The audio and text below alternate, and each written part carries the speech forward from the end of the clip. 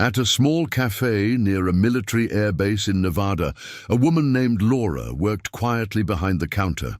Every morning before the sun fully rose over the desert hills, she unlocked the door, switched on the soft yellow lights, and started the coffee machines. The café slowly filled with the rich smell of roasted beans and warm pastries.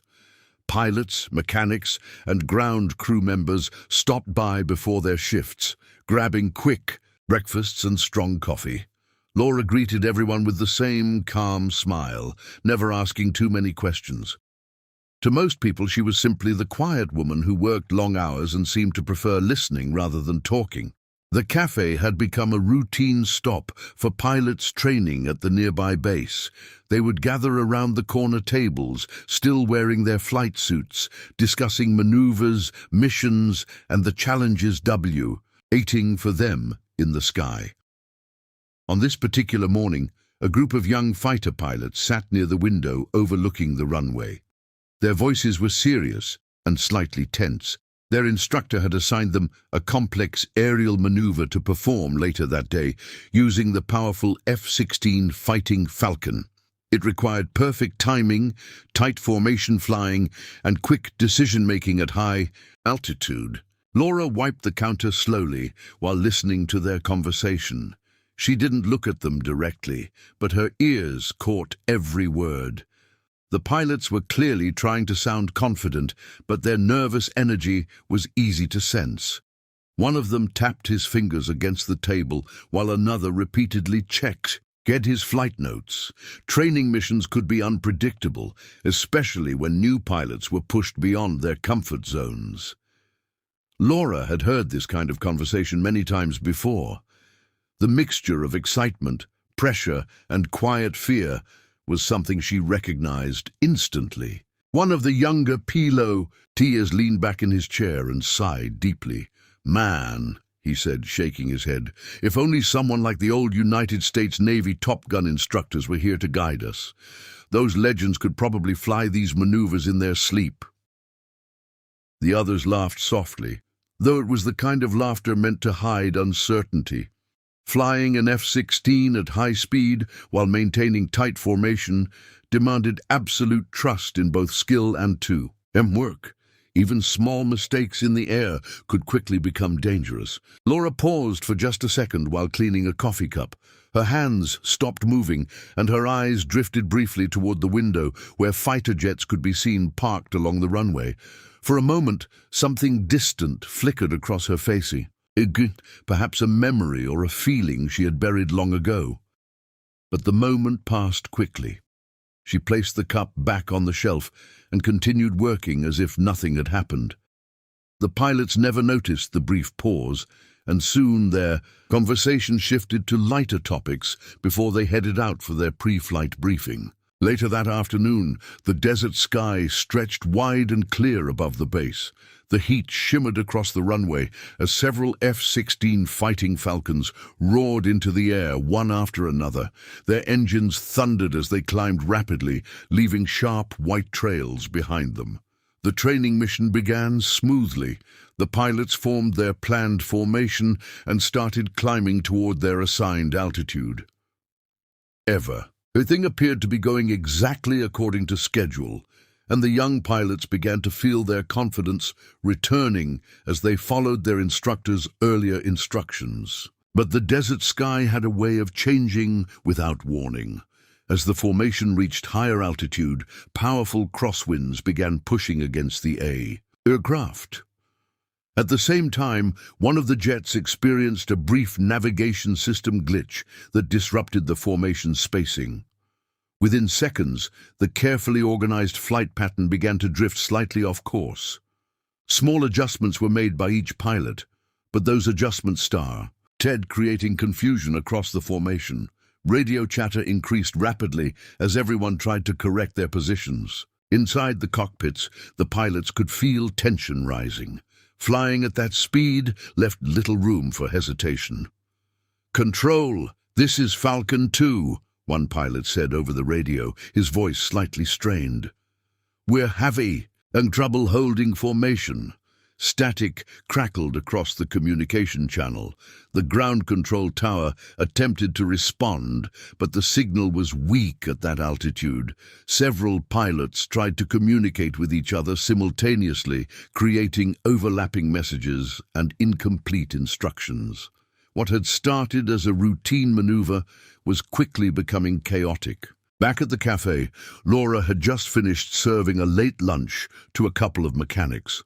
The room had grown quiet, with only the distant sound of aircraft echoing across the desert air. She glanced toward the small radio receiver that sat on a shelf near the counter. It was an old device she kept mostly for listening to aviation channels. Normally it played quietly in the background, boo. This time, something unusual caught her attention. The voices coming through the static sounded tense, disorganized, and dangerously uncertain. Laura walked closer to the radio and listened carefully.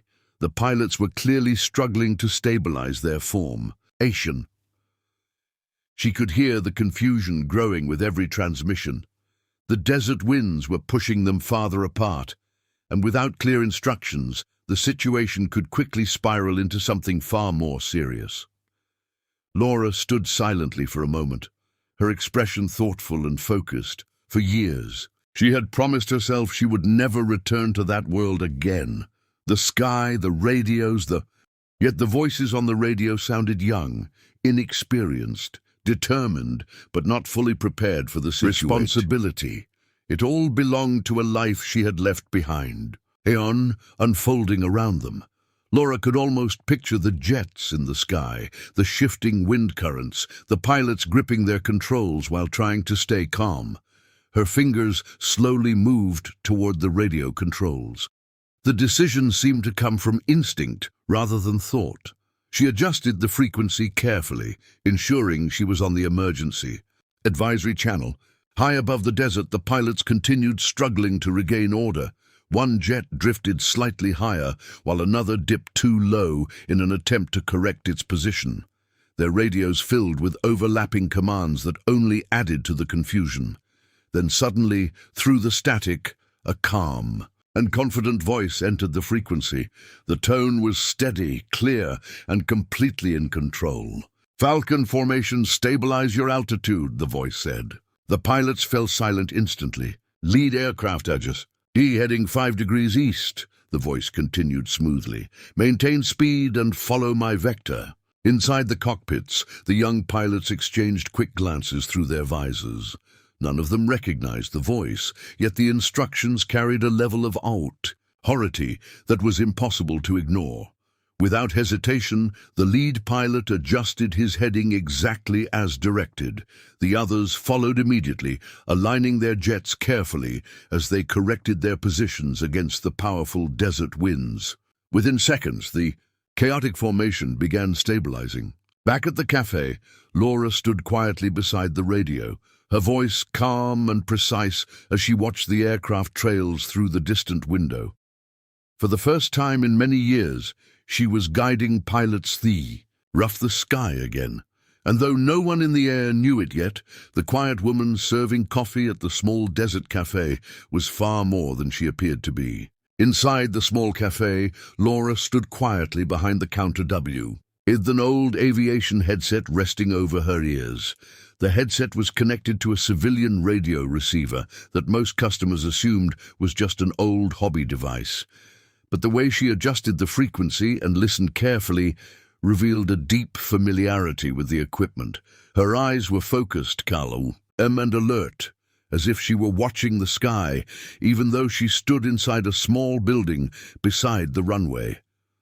The voices of the struggling pilots echoed through the headset, filled with tension and confusion. Laura's breathing stayed steady, and her voice remained controlled. Years ago, Laura had not been standing behind a cafe counter. She had been standing in briefing rooms filled with flight maps and tactical screens. Back then, she was known across military aviation circles as one of the most skilled instructors at the fighter pilots in the world. Only the best of the best ever became instructors there. Laura had earned that position through years of dedication, skill, and fearless flying. To the young pilots she trained, she had been more than an instructor. She, legendary United States Navy Fighter Weapons School. The program was famous for shaping some of the most elite. Among fighter pilots, names were rarely used during missions. Instead, each pilot carried a call sign that became their identity in the sky. Laura's call sign had been simple but unforgettable. Phantom. The name matched the way she flew, fast, kiya, airbase, and almost impossible to predict. During training exercises, she had a reputation for appearing suddenly behind inexperienced pilots, correcting their mistakes before they even realized they had made them. Her calm voice on the radio had guided countless trainees through difficult maneuvers and dangerous conditions. Many of those pilots later became respected aviators themselves, and they still remembered the mysterious instructor who taught them confidence. But everything had changed after one mission that was never discussed publicly. It had been classified, buried behind official reports and sealed documents. Whatever happened during that mission left a deep mark on Laura's life. Soon afterward, she made a decision that surprised many people in the aviation community. She quietly stepped away from military aviation. There were no interviews, no dramatic farewell ceremonies, and no explanation. She simply disappeared from the world of fighter jets and combat training, choosing instead a quiet life far away from attention and expectations. The small café beside the airbase became her new routine. Instead of briefing young pilots before missions, she now served them coffee and breakfast sandwiches before their flights. Instead of watching radar screens, she wiped tables and washed cups. The peaceful routine allowed her to stay close enough to the world she once loved without being fully part of it.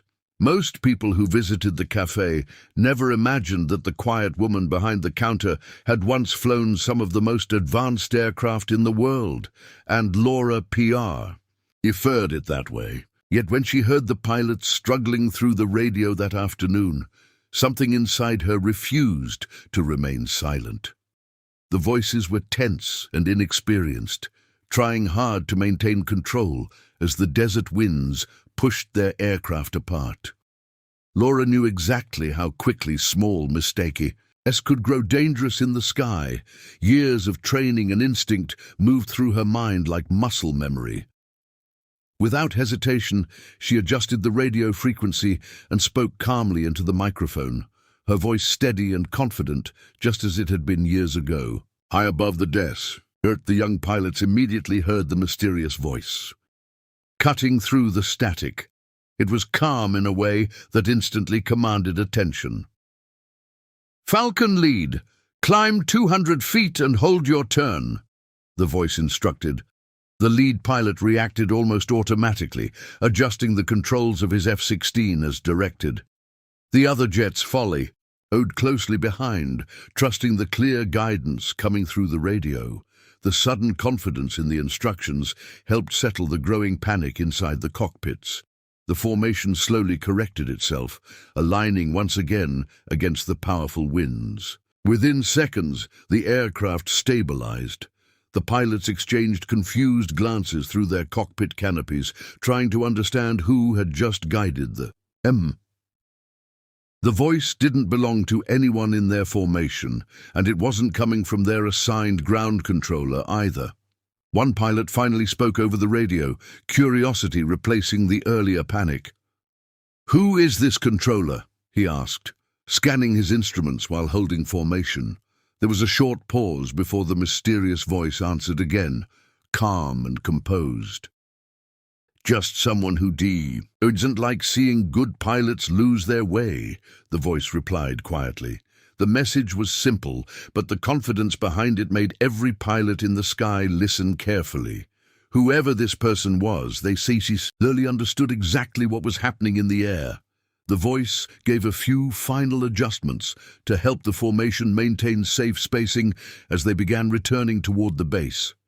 With each instruction, the pilots felt their earlier tension fading, replaced by a growing respect for the unknown guide, helping them from somewhere below.